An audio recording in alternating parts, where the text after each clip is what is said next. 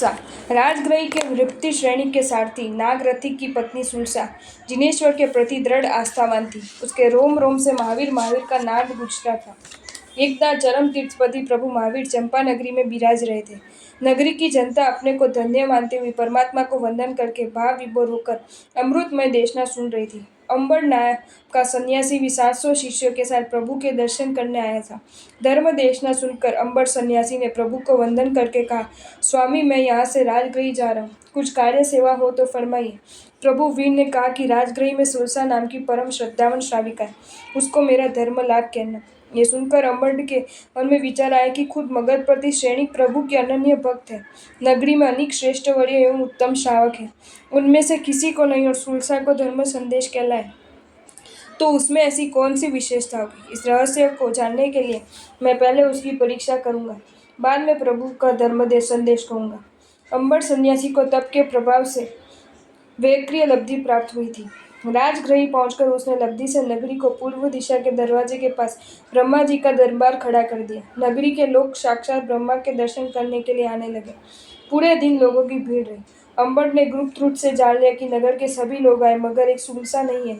अंबर ने दूसरा गांव आजमाया। नगरी के दक्षिण दरवाजे के पास नीलकंठ शंकर का अद्भुत रूप धारण करके बैठ गए। भयानक तांडव नृत्य का दृश्य रचा। नगर की जनता शिवजी का रौद्र रूप देखकर उससे घबराकर पूजा का थाल लेकर आने लगी। दिन बीत गया परंतु सुलसा नहीं है। अंबर ने नया उपाय सोचा।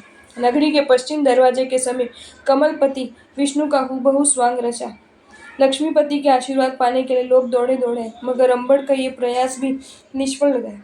अंतिम उपाय के रूप में उसने उत्तर दिशा में संवत्सरों की अलौकिक रचना की। स्वयं तीर्थंकर का रूप लेकर मध्य में सिंहासन पर बैठा। नगरी के लोग तीर्थंकर के प्रति श्रद्धावान्वित होकर दर्शन करने एवं देशना सुनने के लिए आने लगे। किसी ने सुलसा को कहा कि तीर्थंकर प्रभु पधारे, आज तो दर्शन के लिए चलो। तब सुलसा बोली, ये तो कोई मायावी इंद्रजाल फैलाने वाला लगता है। मेरे आराध्य देव प्रभु महावीर अभी चंपा नगरी में विराजते हैं। वे अनेक उनके अलावा किसी के सामने मेरा सर नहीं झुकाती। अंबर सन्यासी की परीक्षा में सुलसा दृढ़ संगीतधारी निखर आई। वह स्वयं उसके घर पहुंच गया। सन्यासी को देखकर सुलसा ने उसको नमस्कार नहीं किया, सिर्फ शिष्टाचार पूर्वक आकर दिया। अंबर हर्षित होता हुआ बोला, सुभगे, धन्यवाद है तुमको, तुम सचमुच दृढ़ श्रद्धावान हो। प्रभु वीर ने तुम्हें धर्मलाभ कहलाया। अपने आराध्य देव का नाम सुनते ही सुलसा का हृदय जंकृत हो उठा, उसके रोम रोम पुलकित हो गए। अंबर बार बार धन्यवाद देता हुआ सब उसको नमस्कार करके अपने गंतव्य की ओर आगे बढ़ा। सुलसा पूर्व संचित अशुभ कर्मोदय से दाम्पत्य जीवन के सुमधुर फल स्वरूप पुत्र सुख से वंचित थी। जिन धर्म को जानने वाली वो अम्बिल आदि तक आराधना करके जिनेश्वर देव की आराधना में अखंड ओतप्रोत रहती थी। एक बार देवों की सुधर्म सभा में सौधर्मेंद्र ने सुलसा की दृढ़ श्रद्धा की प्रशंसा करते हुए कहा कि पृथ्वीलोक में सुलसा नाम की श्रविका दृढ़ निर्मल संकित धारक है, तीर्थपति प्रभु वीर की परम उपासिका है। यह सुनकर कोई एक देव के मन में विचार आया कि इंद्रा महाराजा बड़ा चढ़ा के बातें करते, एक स्त्री में इतनी दृढ़ता होना असंभव सा लगता है, मैं स्वयं उसकी परीक्षा करूंगा। देव ने मुनि का रूप धारण किया और सुलसा के घर आए। धर्मलाभ कहकर बोले, भद्रे, मैं लक्षपाल तेल की गवेषणा करने आया। रूपनाम मुनिराज के लिए औषध रूप में लक्षपाल तेल लेने आया। सुलसा हर्षित हो उठी, धन्य भाग्य मेरा, ऋण मुनिराज की सेवा लाभ मिला। ऐसा सोचती हुई तेल लेने के लिए कमरे में चली। त्वरा से लाते लाते तेल का घड़ा हाथ से छूटा और फूट गया। तुरंत दूसरा घड़ा लेकर आई मगर वह भी फूट गया। फिर भी उसके मुंह पर जरा भी अनमना भाव नहीं आया। औषध दान का अयोभाग्य मिला है। इसी भावना के साथ प्रसन्न होती हुई तीसरा घड़ा लेकर आई, वह भी फूट गया। मुनि रूपधारी देव कहने लगे कि अब मैं अन्यत्र याचना करूंगा। सुलसा बोली, भगवान वापिस मत जाइए, मेरे घर में अभी भी लक्षपाल तेल के घड़े भरे, मुझे उपकृत करो। सुलसा के चेहरे पर न तो जरा सी भी उदासी आई कि न उसे जरा सी भी रंज हुआ। ये देखकर देव अत्यंत प्रसन्न हुआ और सुलसा के सामने नतमस्तक हो गया। कहा है कि कारणिम जयी कोपई नहीं दियम दरिद्र माँ दान रे, कष्ट पड़ी द्रुत राख देव तस मान रे। अर्थात जो व्यक्ति कारण बावजूद भी गुस्सा नहीं करता है, गरीब अवस्था में भी दान देता है और कष्ट होने पर भी जो धैर्य रखता है, उसको देवता भी सम्मान देते हैं। देव ने अपना मूल रूप प्रकट किया। सुलसा को प्रणाम करते हुए कहा कि भद्रे, सौधर्मेंद्र ने तुम्हारी जितनी प्रशंसा की थी उससे भी तुम अधिक हो। तुम्हारी साधु भक्ति से, तुम्हारी दृढ़ता से मैं प्रसन्न हुआ हूँ।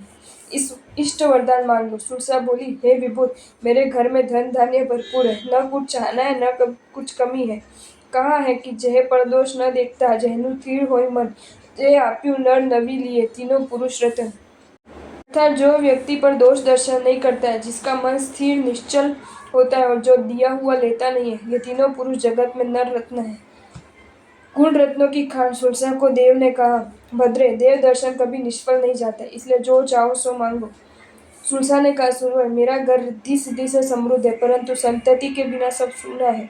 देव ने उसको 32 गुटिका देते हुए कहा कि इन गुटिका अनुक्रम से खाना, जिससे तुम अनुक्रम से 32 देव कुमार जैसे सुंदर पुत्रों की माता बनेगी। जब भी काम पड़े तब मुझे याद करना। इतना कहकर देव स्वस्थान गए। देव प्रदत्त गुटिका को खाते समय सुरसा ने सोचा कि एक एक करके खाने में अनुक्रम से 32 पुत्र होंगे, उनकी परवरिश कैसे कर पाऊंगी। इससे तो अच्छा है कि 32 गुटिका एक साथ में ले लूं, ताकि 32 लक्षण वाला एक ही पुत्र हो। ऐसा सोचकर उसने 32 गुटिका एक साथ में खा ली। गुटिका के प्रभाव से उसके अंदर में एक साथ 32 गर्भ उत्पन्न हुए। धीरे धीरे गर्भ वृद्धि पाने लगे। तब वह गर्भ भार को सहन करने में असमर्थ हुई। अपार असह्य वेदना होने लगी। उसने देवता का स्मरण किया। तुरंत देव प्रकट हुआ और बोला कि भद्रे, ये कैसा अनर्थ कर डाला, एक साथ सब गुटिकाएं क्यों खाई। सुरसा ने कहा, मैंने नादानी से ऐसा कार्य किया, अब मुझसे वेदना सही नहीं जाती, आप कृपा करो, मेरी पीड़ा हर। देव ने अपनी दिव्य शक्ति से गर्भ पीड़ा हर ली और कहा कि ये गुटिका दिव्य एवं अमोघ है, एक साथ में इसका सेवन करने से तुम एक साथ 32 पुत्रों का जन्म दोगी। समान रूप, समान आकृति और समान आयुष्य वाले पुत्र होंगे।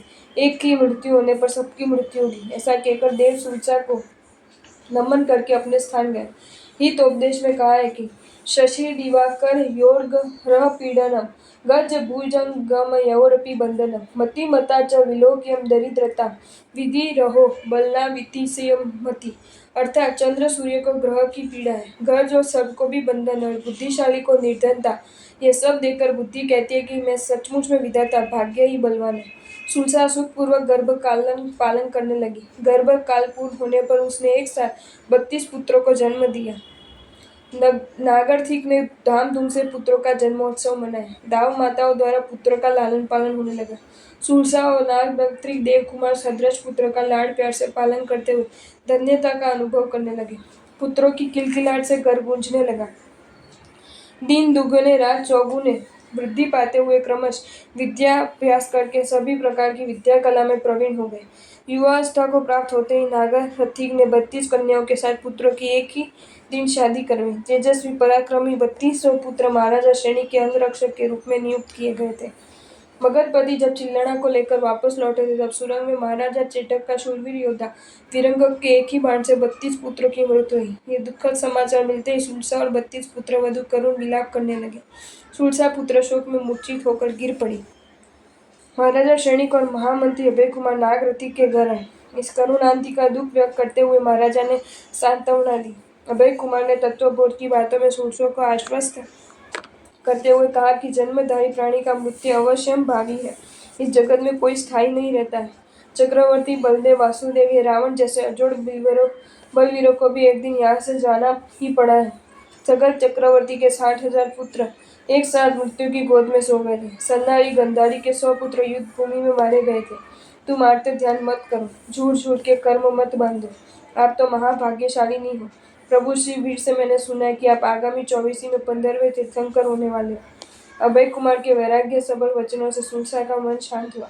संसार की असरता और आयुष्य की चंचलता को जानकर वह ध्यान में निमग्न रहने लगी।